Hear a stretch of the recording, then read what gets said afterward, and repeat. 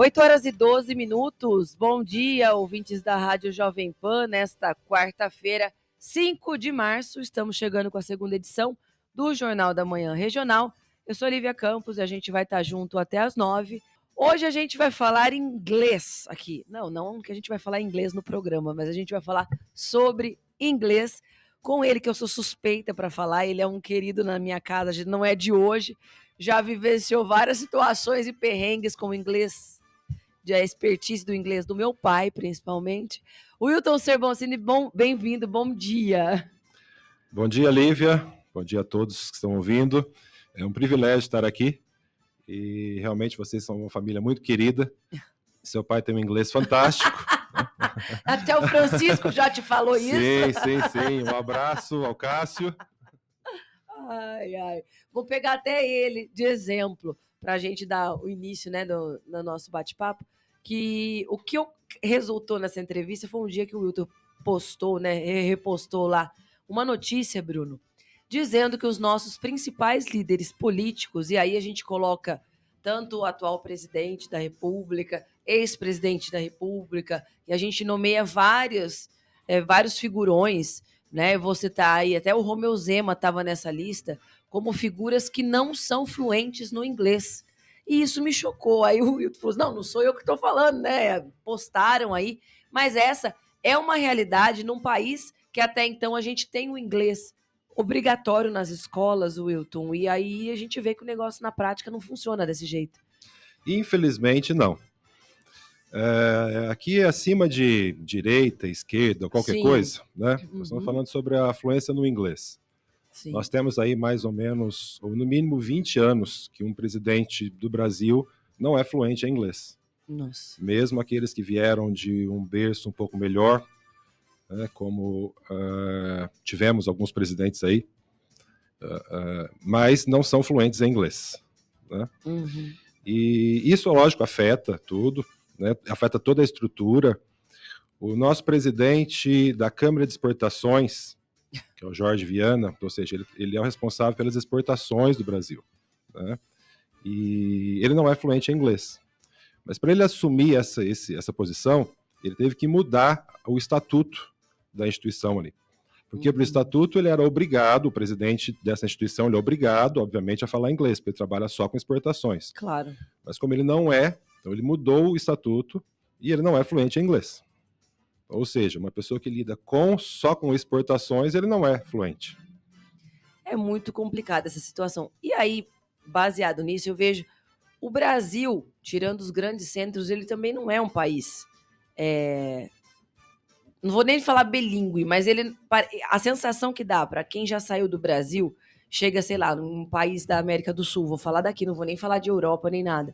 É comum a gente ver sempre a placa, né? Português, inglês, aeroporto, rodoviária, na cidade em si. Sim. E eu vejo que, tirando, acho que o Rio de Janeiro, Brasília, de repente, sei lá, as principais capitais é que tem essa receptividade, ou não?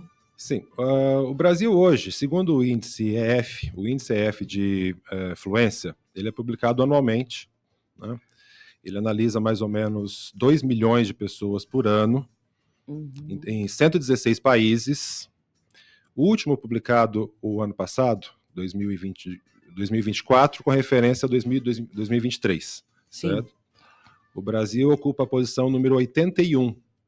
De 116 países analisados, Nós estamos no número 81 com relação à fluência em inglês.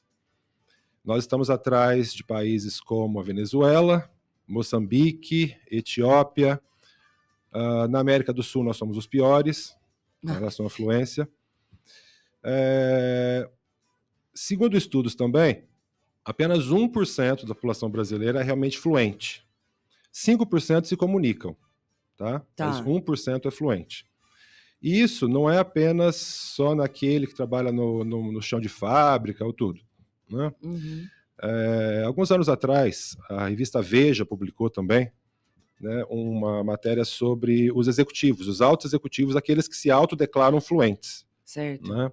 E entre esses, né, menos da metade eram realmente fluentes. Ou seja, a pessoa diz que ela é, mas na hora realmente de usar, de fazer uma apresentação técnica em inglês, ele não conseguia se comunicar o suficiente. Entendi. O que eu ia te perguntar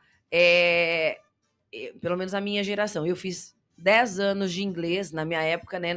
Tinha inglês na escola uma vez na semana, acho que era assim a grade, né? Não era Sim, obrigatório. O ensino médio ele mantém ainda, né? De acordo com o MEC, no primeiro e no segundo anos do ensino médio são 2 aulas por semana e no terceiro apenas uma. Então, e aí agora acompanhando os meus filhos, né? Os dois estão numa escola que a partir de determinada idade já tem o inglês todo dia, o contato com o inglês todo dia. Então, vindo da minha geração, a gente tinha que ir procurar uma escola de idioma, né? E aí você também é professor nesse sentido. O que eu ia te perguntar é esse fluxo, ainda tem essa procura?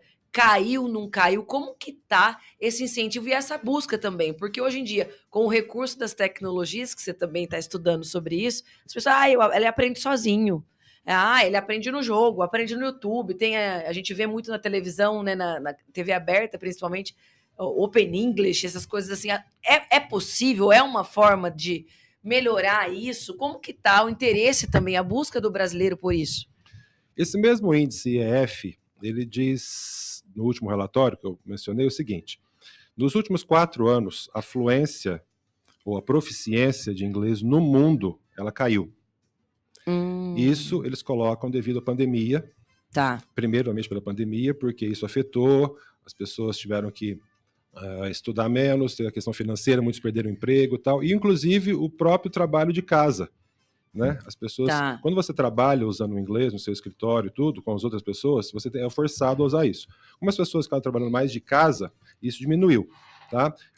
Quebrou uma sequência de aumento que estava. Então, até cada ano subiu, até 2020, daí começou a cair. E isso, obviamente, o Brasil também está no meio.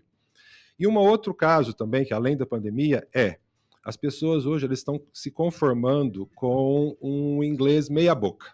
O tradutor. Ou seja, a pessoa ela aprende um pouco, ela tem uma noção daquilo e ela para. Isso não é apenas no Brasil, o Brasil também, tá? Mas em grande parte aí do mundo, muitos países. Então ela aprende um pouco e tá beleza. Daí ela usa o tradutor, ela usa outras coisas. E fica aquele inglês. Tá, ele se comunica? Sim. Certo? Então, se ele precisar ir para Disney, se ele precisar fazer. Não passa fome. Ele não passa fome, no hotel, ele vai. Certo? Mas ele não é fluente. Entendi. A questão é essa. Tá? Então, as pessoas hoje têm se conformado um pouco, apesar de tanta tecnologia, como você mesmo disse.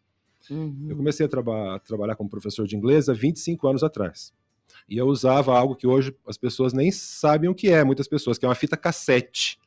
Eu peguei essa época, né? Sim. Então, quando eu dava uma aula e em seguida entrava uma outra turma, eu tinha que adiantar a fita ou atrasar para colocar no ponto, certo? Algo que hoje é impensável. Sim. Né?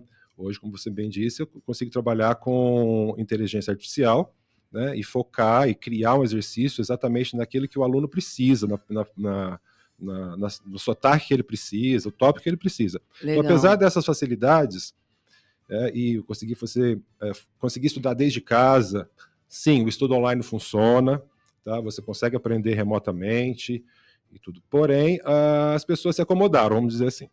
E não se traduziu, essa melhoria na tecnologia não se traduziu em melhoras na proficiência. E tem também a questão do eu uso para o que me interessa, né? Sei lá, o técnico específico para minha área e tudo mais. Sim. É uma forma também de ser fluente só naquilo ali. Sim. A gente tem aquele adolescente também que gosta muito de jogar videogame, então ele aprende, ele tá ali tudo. Só que ele sabe aquele ali. Lógico que tem a questão, pode ajudar na pronúncia, várias coisas. Mas é aquele ali. Né? Então você conseguir passar de fase no videogame não significa que você é proficiente em inglês. E tem também essas questões online. Até o Bruno abriu aqui e eu falei para o Wilton uma questão que me chama a atenção, é que como é essa relação do estrangeiro com a língua, né? Eu falo que o Bruno está na página do... Por que eu tô falando, né? Que está na página do Corinthians, e o Memphis Depay, que é a sensação do momento, ele termina o jogo, a repórter vai lá e pergunta, e ele responde tudo em inglês, ou seja, tô nem aí pro idioma daqui, né? Quem manda... E ele tem um idioma que é o holandês, né? Lá na terra dele. Mas na Europa a gente vê essa presença da língua mais intrínseca do que fora de lá, né? Sim, sim. Mais natural, de repente. Sim, a Holanda até é interessante, porque nesse mesmo índice EF, a Holanda ocupa o primeiro lugar. Ah lá. Então, de um país que não é nativo inglês, a Holanda ocupa o primeiro lugar. É o país que melhor fala inglês no mundo, sem ser um país nativo. Certo? Nesse mesmo item que eu disse que o Brasil é o número 81. Tá? Entendi. Então, mas realmente, sim, o estrangeiro não faz questão nenhuma de aprender português quando vem para cá. Principalmente, eu diria, o americano e o inglês. Sim. Tá? Eles partem do seguinte princípio: nós conseguimos atingir isso, o inglês é a língua franca, tá? Então você que se vire para me entender. Ele não vai se esforçar. O que a gente vê às vezes, quando temos shows, essas coisas, quando as pessoas, os cantores, os artistas, eles vêm e eles tentam se comunicar. Sim. Né? Mas é a questão da postura dele. Né? O Coldplay faz isso, Paul McCartney, né? Quando chega, ele sempre tenta se comunicar em português. Mas estamos falando aí de um outro nível, né? Agora, Wilton, como que fica essa relação inglês-mandarim, inglês-chinês, nesse duelo aí, nesses índices todos? O inglês, ele, em algum momento, ele tende a deixar, eu não sei se já deixou, né? Mas continua sendo a língua que rege aí o mundo. Não, o mandarim nunca vai ser a língua franca, tá? Não Isso tem nem jeito. Não existe, não há dúvida. O próprio chinês já sabe disso, né? E pela dificuldade do idioma e tudo. A China, ela tem mais fluência em inglês do que o português, do que o brasileiro, aliás, né? Mas nós temos ali um universo de quase 2 bilhões de pessoas. Sim. Mas é o mercado que mais, hoje em dia, absorve professor de inglês. Ou seja, porque os chineses, eles querem fazer negócios, eles querem vender. E eles sabem que o mundo não vai aprender chinês, não vai aprender o mandarim. Então, eles estão estudando inglês. Certo? Então, para quê? Para negociar. Então, eles aprendem aquilo ali porque eles querem vender. Então, é isso que está acontecendo. E não, o mandarim não vai ser a língua universal. Eu até estava contando para o Wilton nos bastidores, que minha amiga, né, um casal de amigos que moram na China, vieram e a gente perguntou, falei, e aí, é fácil mesmo, né? Falam inglês e tudo mais? Assim, tudo marketing, ela falou. Não falam, não fazem questão de falar o inglês, mas aí eu até rebati, falei, porque o chinês, ele é muito Caxias, ele é muito perfeccionista. Para o chinês falar o inglês, a língua não colabora, e aí nem o português. Eu falo que eu parei de criticar, se a gente for na Ademar de Barros, aqui a gente vai ver eles falando chinês, coreano, enfim, não falo português, mas eu acho que não é nem má vontade, é porque é difícil mesmo. Sim. Para a questão de dicção deles. Sim, exato. O próprio Japão também. O próprio Japão não tem uma grande fluência em inglês, né? Ou seja, mas tem algumas situações, como eu disse, que daí não tem como você colocar como opção. Sim. Né? Como eu disse, a questão da Câmara de Comércio. Tempos atrás, eu viajei para a Colômbia, estava de férias, e eu tive um problema com a mala no aeroporto. Minha mala não chegou, eu cheguei, mas a mala não. Né? Eu estava com a minha mulher, e então eu fui até o departamento do aeroporto, que é específico para cuidar desse problema de malas que não chegam. Né? E o responsável por esse departamento não falava inglês. Ah lá. Então, ou seja, você coloca uma pessoa que está no aeroporto internacional, ele está ali para resolver problemas de malas que não chegam. De estrangeiros. Exato. E ele não falava inglês. Certo? E olha que a Colômbia, na porcentagem, está melhor do que a gente, porque o Brasil ainda na média de fala, de proficiência. Sim. Minha mala, Jô? 2 dias depois ela chegou. Mas não foi com a ajuda dele. Não. É complicado demais. Ô, Wilton, queria que você deixasse aí seu contato, enfim, né, para o pessoal que queira despertar e tenha interesse em aprender. Nunca é tarde também, eu acho importante a gente falar isso, né, que as pessoas 40 a mais, vamos dizer assim, falam, nunca aprendi a falar, não vou aprender a falar mais, mas tem jeito ainda, se quiser. Sim, idade não é um problema, certo? Eu tenho alunos, e sempre tive com mais de 60 anos, eu tive um aluno há uns anos atrás com mais de 70 anos, né? Ele me dizia que ele havia chegado já ao nível de sua vida, que ele estava aposentado, e queria viajar. Ele tinha condições financeiras de viajar, e ele aprendeu para viajar, e deu certo. Ah lá. Certo? Então, assim, a idade não é um fator limitante para isso, desde que você queira. Tá?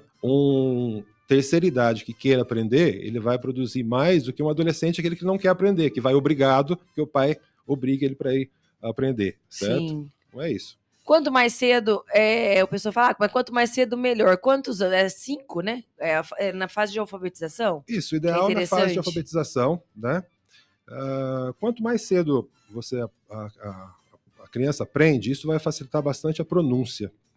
Né? Fica uma pronúncia mais natural. O inglês passa a ser algo mais natural na vida daquela criança. Não é aquela coisa forçada e tudo. Que ele começa de uma forma lúdica, né? Então, deixa de ser uma luta para ser apenas mais uma coisa na vida da criança. Legal. E contando também que a criança ela não tem as preocupações da vida adulta. Então, ela está ali, ela não tem medo de errar. Isso é uma coisa importante. Porque eu recebo muitos adultos, às vezes a pessoa é um empresário bem-sucedido, tudo. O que acontece? Essas pessoas elas têm muito medo de errar. Porque ele pensa, olha, mas eu sou tal pessoa, eu faço isso, eu comando tal equipe e tal, e eu não consigo falar essa frase tão básica. Então, mas uma coisa é uma coisa, outra coisa é outra coisa, certo? Ninguém nasce aqui no Brasil nascendo, falando inglês, certo? E não existe uma obrigação de você falar inglês. E o passo sempre é o seguinte, a gente não fala inglês, depois a gente fala inglês errado, e depois a gente fala inglês certo. Certo? Não tem como não falar e falar certo. Primeiro a gente vai falar errado. Verdade. É a alfabetização, né? Não adianta. Sim, isso aí. Sim, tá? Onde te encontramos, Wilton? Bem, eu trabalho, né? Moro aqui em São João, apesar de ter aulas online em vários países do mundo. Né? Já tive alunos de vários países, inclusive uma aluna que eu tive foi da Geórgia, lá perto da Rússia, que naquela época, quando eu tive aula com ela, eu falei, gente, me explica sobre onde é a Geórgia, né? Porque eu não sabia nem o que era isso, tá? Nem onde ficava no mapa. Exato. Mas você pode me achar no Instagram, né? Meu Instagram é Wilton Teacher, tá? Ou pelo WhatsApp também, né? Pode me achar pelo WhatsApp. Se quiser, posso passar o número. Sim, pode passar. É o 19 daqui, 98291 6012. Certo. Tá? Isso eu estou à disposição aí para conversar sobre inglês, para tirar dúvidas, para aulas ou qualquer coisa. O inglês para mim é uma coisa que eu gosto demais. Eu escolhi ser professor, sempre digo isso, porque não estou aqui para julgar ninguém, mas as pessoas, não é que elas escolhem ser professor, elas acabam sendo professor por vários fatores. Sim. Não, eu escolhi ser professor. Né? E até hoje eu me preparo, eu estudo para isso. E continua com participações em Cambridge ou não? Não. O jornal lá eu parei de escrever. Na verdade, por questão da pandemia também, o jornal parou de ser editado. Enfim, as coisas mudaram, né? Não continuo mais escrevendo lá para Cambridge, mas continuo preparando para os certificados de Cambridge. Que legal. Isso é muito importante.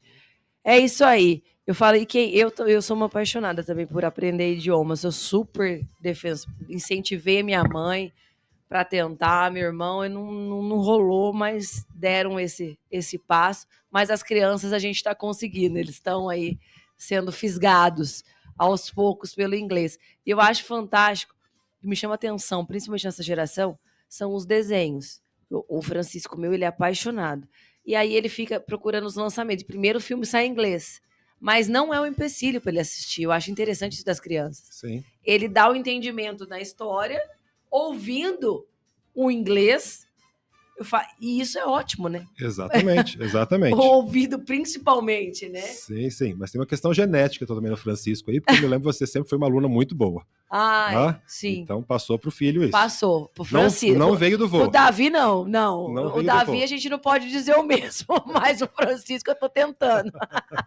Ô, Wilton, muito obrigado, viu? Michele, um beijo, ela chegou aqui, ó, hello. O Walter Luma, chique, Bruno, mandando um good morning hoje. Ó, Walter Luma, gastando tá inglês. Aqui. Nossa, um programa bilíngue. Eu subi mais um patamar. A Gister Boncini, bom dia. Hello, my uncle. Ai, que chique a gente tá hoje, gente. Pelo menos a família tá aparecendo. Não, aí, mas né? não são fini falando inglês ainda. Que chique esses ouvintes. Wilton, obrigada. A gente vai trocando figurinhas aí e precisando aí dos lançamentos, a gente solta aqui também, porque eu acho super interessante esses ingleses específicos, cada um no seu quadrado. Certo, muito obrigado, eu que agradeço, estou sempre à disposição, tá? É um prazer para mim falar sobre inglês. Sim, temos novidades aí esse mês de março ainda, saindo algo fantástico. Legal. Né? Focado em um público específico, público de medicina, tá? E com certeza vou te avisando tudo. Exato, eu vou aguardando aqui. O Bruno, marcar entrevista com ele é mais difícil do que com os importantes da cidade. A agenda dele, ó, é concorrida. É Obrigado, isso aí, mas a gente tem um jeito. A gente que agradece. 8h33, vamos para uma pausa rapidinho, tem mais convidados depois do intervalo.